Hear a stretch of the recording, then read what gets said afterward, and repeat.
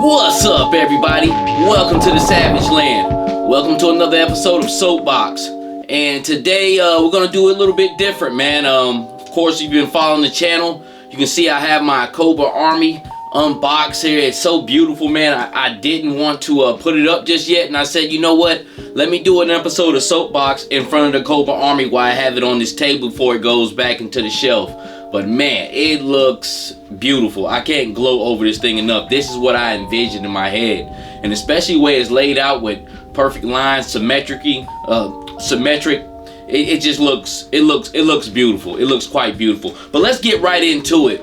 So on Community, pretty much what I watched this week on YouTube or what I've done on Facebook or any type of social media, I've been meaning to show this picture of Megatron. And he has a Sentinel captured, and he's about to blast it in the back of the head.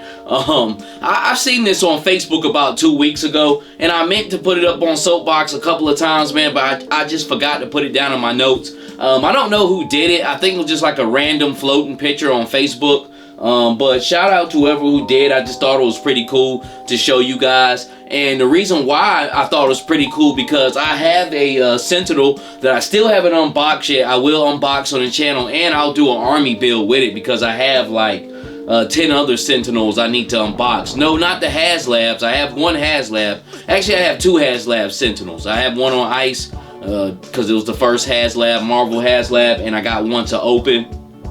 But I also have like 4 to 5 of the Marvel Retro cardback Sentinels, and I got a couple of Omega Sentinels, just different little Sentinels I could build together to make a smaller Sentinel army. So we'll see what's up with that. But getting back on subject, I have that in my playability. I have that in my mind, Megatron going against a Sentinel. So pretty cool picture. Up next, we got my man again. He should just automatically send me pictures. Ferry the Workaholic again with the Jungle Troops up here. Pretty cool looking pic, man. Once again, I think it was another thing I was just searching through, seeing this pic, seeing who it was. I didn't even ask him this time. I'm pretty sure it's just automatic, man. I'm pretty sure I'm gonna have a picture from him every week. He actually does quite a bit of G.I. Joe customs, and I think he has some commission work too. So eventually, I might get Ferry the Workaholic to do me up a troop or something, man. I don't know. We'll see. We'll see what's up. If he sees this, if he's logged into my channel and sees this, man, Ferry, one day, man, I'll probably get with you on some work, man, because I see you putting work in, and you're a workaholic. Appreciate you, fam. Also up, I seen this week, they finally have a Gamerverse proper gray Joe Fix-It coming out, which is the Incredible Hulk when he's in a more of a smaller form, a less powered down form, I believe. He's still the Hulk, but he's not like a raging savage Hulk, but he plays like a gangster or a bodyguard.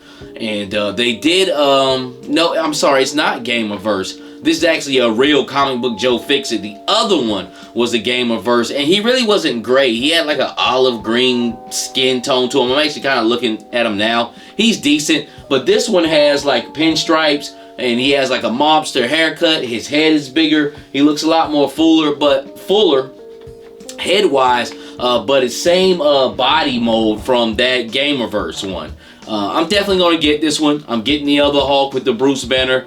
I'm a sucker for Marvel Legend Hulks. I think all of them are great. This one with the suited body is built a little bit different from the normal 4 Horsemen Sculpted Hulks, but it's still a good one. And Mr. Fix-It in the proper way he's supposed to look, like in Wolverine, Wolverine Volume 2, I think it's issue 8 or issue 9. It's actually one of my favorite comic book covers. It has him and Hulk up there, and they're like faking like they're waiters. But what happens, I think Wolverine might have fight Hulk, I think he fights Hulk in the beginning of that comic book. But by the end of it, they end up working together. And the only thing I kind of remember, because I've read it recently, maybe about 5 years ago, is Hulk riding off on a little scooter, just like Big Pun and I Don't Want to Be the Player No More video. And so it's quite funny, but the cover of that issue is one of my all-time favorite covers, man. I would like actually a mural painted of that one day. So Mr. Joe Fix-It, I keep calling him Mr. Fix-It too. Joe Fix-It is coming on his way. I think he's a Walmart exclusive. It's looking more like a summertime release, so just get ready for your pre-orders. It's probably that summer collector con thing they do, which is stupid. I usually able to get one in, probably 2 in. But I don't know. Keep your ears, your eyes open for that. But Mr. Fix-It is coming. Full Force did a podcast with Emily and Lenny from the G.I. Joe Classified team. I watched pieces of it. For the most part, it wasn't hitting on too much.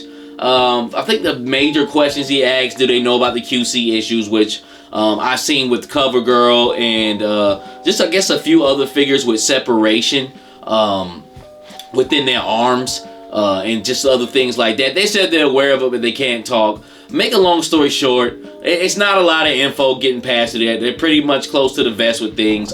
They did do a few reveals saying that the the Range Viper and all those guys will be coming out in September. And if you guys want to check that out, check out the Full Force podcast. They got an interview with Emily and Lenny, especially in a time where G.I. Joe information is a desert right now. So check that out. Jay Hernandez also did a review on Jada Toys Ryu, which of course, man, if you know Jay Hernandez, it's going to be a great review. He's going to go through his normal song and dance, so there's really no need to break that down. And plus, everybody's pretty much seen Ryu flipped up every type of way, but Hernandez definitely did a great job on it, so check that out. Okay, so last but not least, we're actually pertaining to me on far as community. I just did a video where I opened up 22 Alley Vipers, so if this is your first time to my channel and you're seeing this, go back to the video before, check out me unboxing 22 Alley Vipers. Check me out unboxing these 50 Cobra Troopers here, the blue shirts I have here. And pretty much everything that was unboxed got unboxed in sections. So, hey, take a dive in the channel, check me out. So check out my videos. And also, last but not least, I did a social experiment on Facebook. Okay, so once I unboxed the 22 Alley Vipers, the 10 Vipers, and whatever other little side pieces I had going on, I had all the boxes stacked up and I planned on throwing them out. And I put them by the trash can. I said, you know what? I said, let me test the waters. I said, let me take a picture of these boxes by the trash can and, you know, just put that famous headliner up there that, you know, some guys use when they want to get a little juice.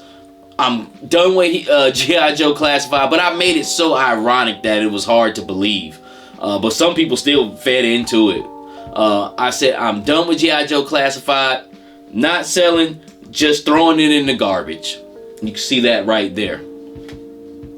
Now, the response I've got on this is like I don't have a lot of stuff going on social media, but the response I got on this is 10 times more, 20 times more than any other response I ever get. Like, it's still hitting today. Now, I got about 168 on G.I. Joe Uncensored, which that is kind of like a Facebook group that's made for stuff like that. They will talk junk to you. They talked so much junk when it first came out, but they gave me the most. Legion of Valorverse was quiet, but I got the most hits I've ever got out of Legion of Valorverse. I'm thinking I'm like at 60 hits with them on that, which usually when I put up a pretty good picture or even put up my YouTube channel with something from Valorverse that I'm reviewing, I might get 1 or 2 likes. So that enhanced. G.I. Joe Classified Elite was really conservative, but that enhanced. I don't really get a lot of bites out of them. And to make a long story short is, when you got a lot of shit going on, like, people will cling to that. So to me, the experiment was when it's kind of like drama or just something that's like for shock value, you definitely gonna get the views. You definitely gonna get the likes. Me, I won't do that again just for it to get some. Yeah, but I was just basically looking at just trying to do an experiment. I definitely wasn't trying to boost up, you know, the activity on my page or anything like that. But I was just basically just wanted results, and I got the ones I was looking for. I even came back and said, hey, look, this was just a social experiment. Thank you for the guys who commented or positive or no, I said good or bad comments. Thank you for that. And I'm still getting hits on it. Still getting hits on it. And some people fed into it. Poser, you're just saying that for attention. No shit, Sherlock. No shit. Oh, some of these people, I can tell they were really laying into it. Some of the people were laughing like, how come the boxes are empty? You know, so warranted. It was really something that shouldn't have got a lot of attention like that. I put up a lot of other stuff that was worth way more attention in my eyes for the essence of action figure photography and action figure subjects or just topics that should have got at least 20 likes or whatnot and probably got 4 or 5. But for this drama to swell it up, whether it was good or bad, totally shows that these lines, these headlines that people throw up, it garners attention. They said all your attention, no, but it definitely will garner attention. All right, on hot topics or rants, we got my man Brian King. He's actually on G.I. Joe Classified Elite Facebook group. And I put my stuff up there when I have something related to G.I. Joe or Valiverse. I throw it up there and I put the tag in YouTube, and I guess he caught on to my channel through that way. He said, so, but how you not gonna plug your own video? Brian King, man, I thought it was the actual YouTube video I plugged in there. Anyway, the video is on fire. Appreciate that, fam. I really do. I really appreciate you too. And I wish that I had the room for a Cobra army that big. I enjoy your reviews and commentary, and they are insightful and well thought out. Thank you, man, because I do put a little bit of thought to this, family. Thank you. Hey, man, if it's not too intrusive, I was wondering if you could do a video on how your wife feels about your hobby. Just a few years younger than me, I'm 51, I'll be 40 in July. Coming up in the late 80s, early 90s, and probably in the early aughts, 2000s, women, especially black women, were a rarity in this thing of ours. But then black women had a fixed and firm idea on what was cool and acceptable, and dudes being into nerd culture was one of them. Assuming you've been with her for a while, I'm curious how you broke the news to her that you were an adult collector. And man, Brian King, I really appreciate you, man, because I didn't have a hot topic or a rant or anything this week. And man, if anybody's ever watching the channel and you want to just drop something on here in the comment section, like what you want me to talk about, we can talk about it, man. Because like I said, I'm really not into rants and complaining and shit. If I want to complain about something, then I will. But a hot topic, some transparency within my viewers, that's cool, man. So if you guys ever see this, drop in the comment what you want me to talk about, man, and if I feel like it's warranted, we can talk about it, we'll do it. But Brian, so you said you're 51, so in the early 90s, okay, I was born in 83, so 93 I was 10, and so you got a good level, so you were 21. Okay, so but we still kind of fall in the same ballpark here because we coming from the same era. I'm the last of the dying breed. The reason why I say that, because I came up in the analog and digital era. By the time I came into high school as a freshman, I had a beeper. By the time I left out, I had a cell phone. Okay, so that's the lamest terms I could put that in, from analog to digital. That's how quickly in the 4-year span that it changed up drastically like that. To everybody was able to get a cell phone between coming in freshman year. I'm like, shit, you need something with a bag on that. That's gonna be some big money for a celly. Okay, so I just will say, first of all, let's start. It's a complex question. Let's start with me. I think the biggest thing with me was me getting over myself as far as collecting and not being embarrassed about it. And be honest with you, in my later years, as I got more into my 20s adult, I really didn't have a problem with it. I guess I would say when I was 19, 20. If you ever go back to 00, my video on this channel, I called it 00. I did almost an interview on myself. And basically, I said I was posing action figures up, and I was going on toy hunts back in 2003, 2004. I just didn't know that. Of course, YouTube wasn't invented yet, and I didn't know there was anybody else out in the world that was just like me, that was still kind of into action figures.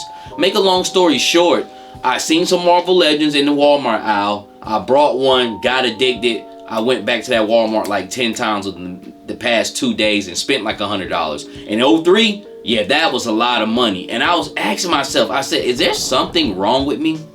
So I played with him for a little while, and for like 3 or 4 months, every day we came from home, me and one of my older brothers, we would have a different scene we set up on the coffee table. And we were posing them up, man. But make a long story short, After a while, I was like, maybe a couple months down the road, maybe almost half a year down the road, I was like, you know, what am I doing? I'm a grown man. I don't need these. I gave them to my nephews, which was a cool thing to do because they kept those figures around all the way up until like 2010, 2011. I would see them like, oh man. And I came in, I brought them figures when like Colossus, I had Mr. Fantastic Four. I think he had a piece of the Fantastic car or something like that. So and Magneto. So I had those figures. So it was like 03, 04. So as I get older, into my older years, one of my girlfriends thought it was pretty cute that I went through the toy aisle. This is like in 2011, 2012. Me and my wife wasn't together. I knew my wife since then, but we wasn't together. And she thought it was pretty cute, and I was curious about it. But around those times, man, I was moving around.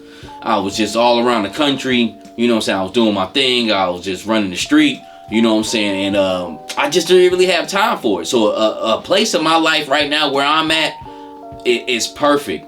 So I know my wife for like 12, 13 years, but we only been together like 6 or 7. So when we first got together, like dating, like I wasn't collecting toys. I was collecting comic books. And I took her to 2nd and Charles on a Sunday, and that's what I did. I either went to the flea market to buy comic books, I went to 2nd and Charles, or I dived in my local comic book shops around here. Angry Comics, my man Bernie. Yo, shout out to y'all if y'all ever see this.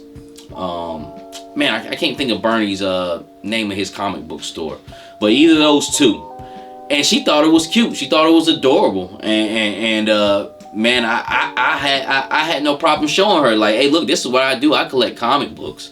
But also, man, I think times have changed. Times have changed to where this geek culture is really pop culture. This geek culture, like every kid I know has grown up off of it. X-Men, G.I. Joe, Power Rangers, etc., etc., etc. It's more into the fiber of thread. And especially more as more digital entertainment has came along, especially like video games, it's more into the thread of your life rather than somebody who grew up in the 60s and 70s, read those books, didn't give a shit, tossed them, and was time to go out and be a man. I will say this, those earlier generations of guys that came before us, they were a little bit more mature than the guys now. Look, I know some people in my family that's in like their late 20s and shit, and they just not doing what I did when I was 18, 19 years old. You know what I'm saying? So, it's just a change of the times. That's all. So, Brian, I had no problem breaking that to her. And I do understand what you're saying. Back in those days, in the 90s, like, people be looking at you crazy. You know what I'm saying? But it was just a different time. Different things were more popular. Then I wouldn't even say more important, but just more unpopular. So the times changed. So I had no problem breaking it to her. And then, you know, if you're with me, you're gonna unconditionally get me. And she knows who excuse me. She knows who the people like I be talking about, X-Men and all that stuff, because we all grew up in the same era. That like X-Men, the animated series, is a lot bigger than most of us think. Matter of fact, when I was in 6th grade, we were talking with our teacher, and she said she liked to watch X-Men, the animated series. Now, she was probably a younger girl. She was probably 25 or 26, but we were 12, and she was 26. You know what I'm saying? So that span. So she falls in the same age group as you. You know what I'm saying? I'm not saying that you were that much older than me, but you were a grown man still when I was kind of a kid, but still, you adapted to it. You still adapted to it like she did. You know what I'm saying? So we're all kind of from that same area. If you were in your late teens, early 20s, or you were a teen, a preteen, that gap still closes in because we were all interested in. We all grew up off those comic books. And of course, the lore gets bigger and bigger as years goes on. It's cemented. It'll never go away, like Superman. Oh, and then also, far as girls and women, like this thing is bigger than we know, man. Like, this is an extension of my hobby. Of course, I want this channel to pop and blow, but it's also an extension of this hobby. And also, Brian, and man, I'm almost doing this like I'm talking to you through the camera. Like, if we were just sitting here talking. Also, man, the coolest thing about the interaction that we has is I put plug up on YouTube, you see my videos from that. See my video, connect to my picture with the video, like, oh yeah, that's my man right there. Talk to me through that, and now I'm talking back at you like a boomerang effect that goes all the way around through the internet, which is an awesome thing, man. And the more and more I do this, the more and more people I come across, man, they're into what I'm doing, man, and want to see somebody like me up here doing this. Somebody with their skin color, somebody that move like them. I talk very proper at times, intelligent, but I can be very hood, you know what I'm saying? And I'm real, I'm authentic though. I am who I am. You know what I'm saying? What you see here on the camera is what you get off camera. So, you know, it is what it is, man. But I am glad, man. I am glad to be a collector. And she doesn't have a problem with me collecting, man.